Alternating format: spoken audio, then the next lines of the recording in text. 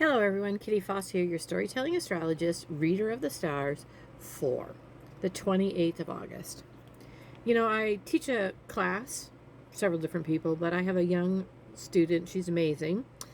And when we were looking over the predictions for the month, this day jumped out at me. First of all, because it was the lunar eclipse at 4 degrees. That was this morning at 12:12 Eastern Standard Time.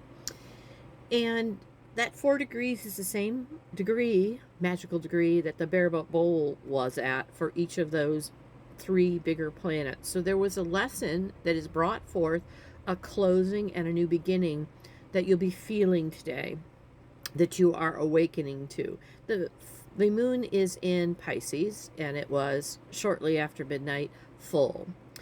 And what's really interesting about this day, more than other days, is the planet Uranus is an active key player. Now, I myself had said to her, about flying that day, and then turn around only to find that my own son was flying to another country right through that eclipse. So that brought forth a lot of fears, a lot of limited thinking that I thought I had moved past, that I hadn't, about other things that have happened. And years ago, one of my first spiritual books was Louise Hay's You Can Heal Your Life. And that came to play yesterday. I could release the need to have the tragedy. I could release the need and look at what were the deep-seated things being uncovered for me in emotions. Pisces is my second house. Pisces is Aquarius and Pisces is very much about the limitations I have placed on what I believe and how I've internalized since I was a child. I was a child who lost her mother quite young and had a lot of responsibilities because of my position in the family, and that I could release that my lessons have to come that way. So it'll be an interesting day as this chaos, the planet of chaos, unfolds. So, of course, we had an opposition early this morning with the sun and the moon.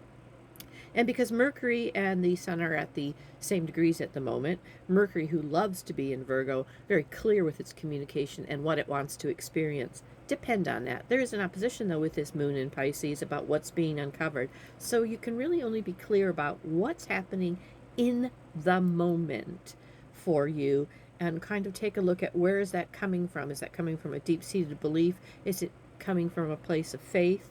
So take the time today. There's a lot of discernment. There are two squares. The moon and Mercury are both squaring Uranus, the planet of awakening and chaos. So there's a big discernment, and because our Uranus is in Gemini, it's a big discernment about what am I going to experience, how is this technological understanding of who I am, this whole body that is a part of technology. Remember, we are beings that think. Feelings are the evolutionary piece of this. Taking a look at, in that Gemini, how am I going to experience that? How am I going to stand and understand my own body's visionary abilities and the awakening that's happened that just doesn't quite feel, it's chaotic. But we dance with chaos. Today is a great day to just dance with it, step back and be the observer with a consciousness of living from it, to use your voice, to step up, to take a look at that. So those squares with Mercury and the moon in Pisces, and of course, it's also square with the sun then, about what moves us forward. A lot of discernment about where to put our voice, what's awakening, what's happening, and an unfolding today. The moon is, but what's really interesting is the moon is in the background, this Pisces moon, working with our Mars energy. Our Mars that is asking us to pivot, because it's in Cancer, trying to figure out what kind of nurturing I need, that I need to step into.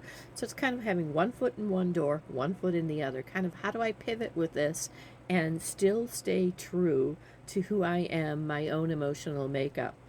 And it's not about a big expansion today because the moon is not in a conversation at all with our Jupiter energy, Jupiter in Leo.